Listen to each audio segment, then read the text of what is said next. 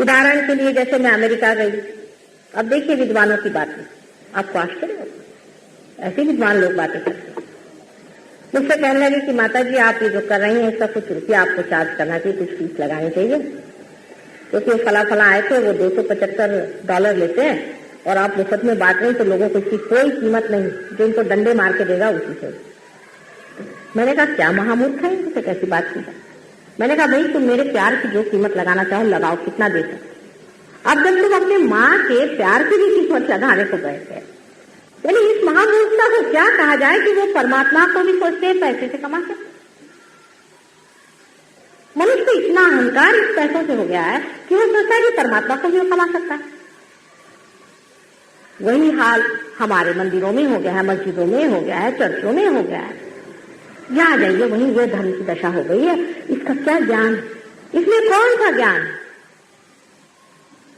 इसमें कौन सी विद्वत्ता है, मुझे बताइए आप। कि आप मंदिरों में कहते हैं कि भाई चलो मेरा 101 रुपये चढ़ावा ले लो और मुझे मुक्ति दो। आप पैसों से परमिट खरीद रहे हैं। आप भाई मैं तो बड़ा दानी आदमी हूँ माता जी, मैंने तो उस मंदिर में इतने रुपया दिए। और पता ये हुआ कि उसको जो पुजारी साहब को मैंने देखा तो पता हुआ कि महाराक्षस। मथुरा में जहां पे कृष्ण बसे, जिन्होंने सारी अपनी लीलाएं की, आपको आश्चर्य होगा कि मैं मथुरा में गई तो देख के दंग हो रही कि वहां के जो पुजारी लोग हैं उनमें से जिन से मैं मिली, औरों का तो मैं नहीं कह सकती, सभी वही अनुचर है जो कंस के अनुचर थे और राक्षस रहते थे और आज सबको लूट रहे। कोई भी धार्मिक आदमी पैसे की लूट नहीं बता सकता, दूसरे के पैसे पे रहने की उसमें आदत नहीं होती। उसकी दानत ही ऐसी होती है कि उसको कोई खरीद ही नहीं सकता, उसका खरीदने वाला पैदा ही नहीं हो सकता। उसको जो खरीद ले वो क्या धार्मिक होगा। मनुष्य की बुद्धि इतनी बेवकूफ है कि वो धर्म को खरीदना चाहती है। कितनी असहज बात, इम्पॉसिबिलिटी है। आप इम्पॉसिबिलिटी की बातें करते हैं फिर कहेंगे कठिन है। जरूरी कठिन है परमात्मा की ग्रेस आना।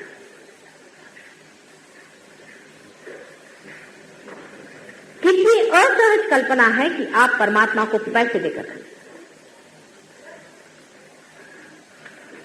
लेकिन आप देखिए, मैं जब से पैदा हुई हूं मैं देखती हूं कि धर्म के नाम पर सिर्फ यही धंधा चला है। कोई भाषण देके पैसा कमाता है, कोई कुछ करके पैसा कमाता है, सब मोटरें खरीद रहे हैं, घर खरीद रहे हैं, मकानात खरीद रहे हैं। इन सेवकों के, परमात्मा के भक्तों के पैसों से मोटरें खरीदना। और आप लोग भी क्या, आप लोग तो इसे मानते हैं, तभी इन लोगों को इतना बड़ा बड़ा बना के रखा हुआ है। ये आपका भी एक बड़ा भारी दोष। इन लोगों की मान्यता आपको बहुत ज्यादा है, क्योंकि आपका एक अहंकार भी उसमें पूरा होता है कि चलो 2 रुपए में हमने भगवान को खरीद लिया। वो भी आपकी कमजोरियां खूब जानते हैं। पैसे से आप परमात्मा को नहीं खरीदते। ये बड़ी ही असहज बात है। जो जीवंत चीज है उसको आप खरीद नहीं। प्यार को खरीदने की बात करना उस प्यार का महा अपमान है और महापाप। और इन लोगों को भी जान लेना चाहिए कि बगैर परमात्मा से अथॉरिटी लिए बगैर जो आदमी धर्म की बातें करता है और गुरु बन के बैठता है वो महापाप करता है और उसके लिए बहुत बड़ी सजा नियत है। पैसे कमा लेंगे यहां आप, रुपया कमा लेंगे यहां आप, लेकिन परमात्मा के साम्राज्य में ऐसे आदमी को माफी नहीं मिलेगी। ये समझ लेना चाहिए। इस तरह की बात न सोचना चाहिए न करना चाहिए। ये कोई सोशियो इकोनॉमिक एक्टिविटी नहीं है। सबने धंधा बना लिया। धन का धंधा नहीं बना सकते। अभी मैं आपसे कह रही हूं, लेकिन अभी जाते जाते जब मंदिर दिखाई देंगे तो आप 2 रुपये वहां चढ़ा के जाएंगे। ये मनुष्य की असहजता है। इसका मतलब ये नहीं कि मंदिरों में परमात्मा नहीं, लेकिन वहां बैठे बिलख रहे हैं कि हे राम, मुझे तो तुमने यहाँ दिखा दिया और ये सामने मेरे एक राक्षस बैठा हुआ सब पैसे नोच रहा है, मेरे भक्तों से नोच रहा है। वो रो रही है माँ वहां अंदर में, विकल्प ही कहाँ, ये दिखा दिया इस दुष्ट को, इसका ठिकाना करो, मुझसे देखा नहीं।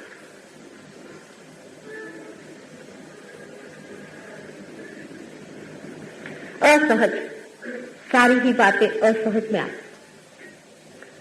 दूसरा तरीका यह है कि आप अपनी शुद्धि करा रहे हैं। पहले तो शुद्धि होती दूसरे ही करके, पैसे दे दे करके भी बहुत से लोग शुद्धि करते, नहीं है पैसे से, तो मन से हम अपनी शुद्धि करा रहे हैं।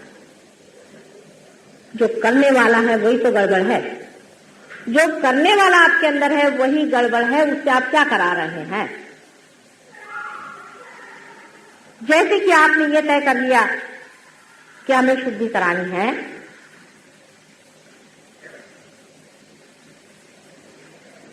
आप समझ लें आपकी शुद्धि नहीं है,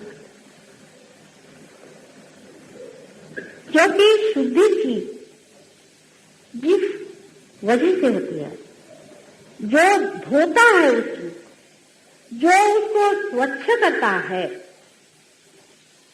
वो पानी ही आपके पास में नहीं है। वाटर ऑफ लाइफ जिसको क्राइस्ट ने कहा था, वो वाइब्रेशन ही आपके पास में नहीं है जिससे आप शुद्धि कराएं।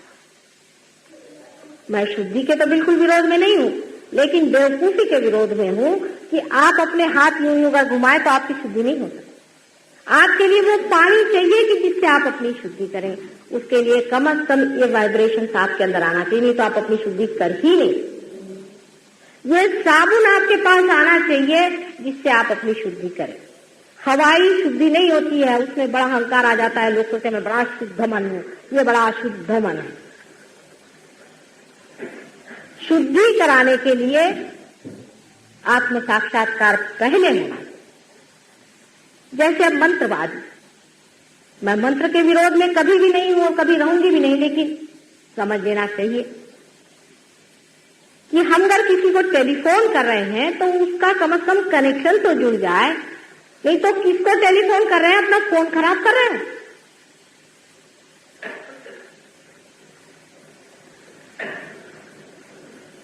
भगवान के मामले में हम तो ये सोचते हैं कि हम जो भी कहें वो ठीक है और जैसा भी करें वो ठीक है। यही मनुष्य की असहज भावना है कि परमात्मा के बारे में अपनी कल्पनाएं बना के रखना, ये मनुष्य की महामूर्खता, क्योंकि वो जैसा है वैसा है, उसको आपको देखना है, जानना है, तब उसके बारे में आप सोचिए। आपने अपने मन से सोच लिया कि ऐसा भगवान है, ये भगवान मेरे लॉटरी का रुपया मिला, भगवान ने मेरे को बड़ी कृपा करी। अरे उसे कोई धंधा है या नहीं कि तुम्हें लॉटरी का टिकट देने के लिए भगवान बैठा।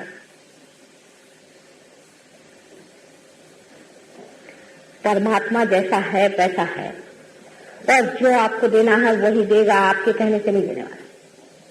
कल अगर कोई बच्चा मुझसे आकर कहे कि माँ मुझे जहर दो, तो क्या मैं उसको जहर दूं? वो अगर कहे कि माँ मुझे किसी तरह से मेहनत करके ऐसी चीज ला दो जिससे मेरा मनोरंजन मात्र हो जाए थोड़ी देर के लिए और बाद में मेरी खोपड़ी फूट जाए, क्या ऐसी चीज मैं उसे दूंगी? हम अपने बच्चों को वही चीज देते हैं जो असलियत होती, जो एब्सोल्यूट होती, वही देना चाहिए। जो माँ बाप ऐसी चीज नहीं देते वो गलती कर रहे हैं, वो माँ बाप नहीं, गलत माँ बाप।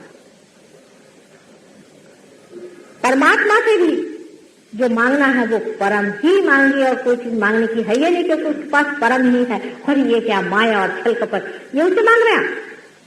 इस चक्कर में आप दौड़ रहे हैं जिससे सिर्फ आपके अंदर में भय, आशंकाएं और आपके मचे, जिससे आपके सर में सारे टेंशन भरे हुए हैं और आप परेशान। ये भी कोई मांगने की चीज है। अगर राजा के पास जाइए तो बादशाहत मांगिए, कोई भिखारी के पास जा रहे हैं क्या? लेकिन मनुष्य असहज है, वो असहज है।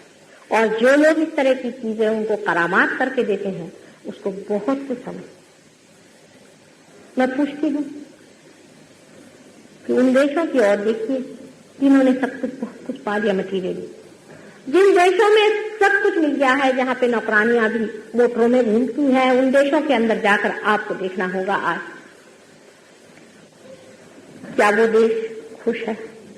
वहां इतनी आत्महत्याएं क्यों होती है? सब बच्चों ने घर द्वार क्यों छोड़ दिए?